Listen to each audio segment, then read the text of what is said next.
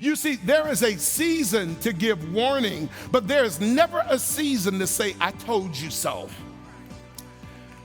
Because even if you're correct about what you said, you got to make sure that you are productive to the point where you don't mess up the relationship. Are y'all hearing what I'm saying? Okay. See, anointed folk don't just say, I told you so.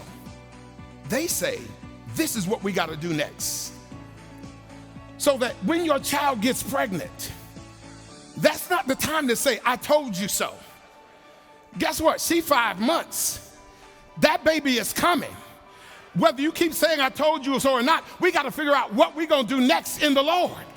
In other words, when the young person fails, instead of saying I told you so, you need to tell them how the Lord helped you when you failed.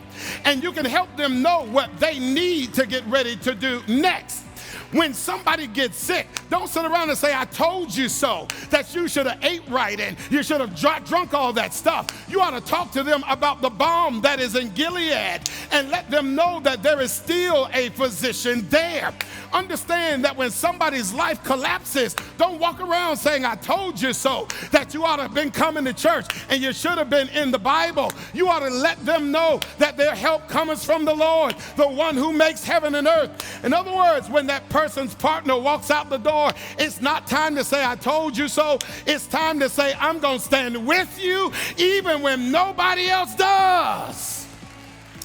And see, the problem is sometimes you got to be willing to lose the battle. Oh, God. So that you can win the war.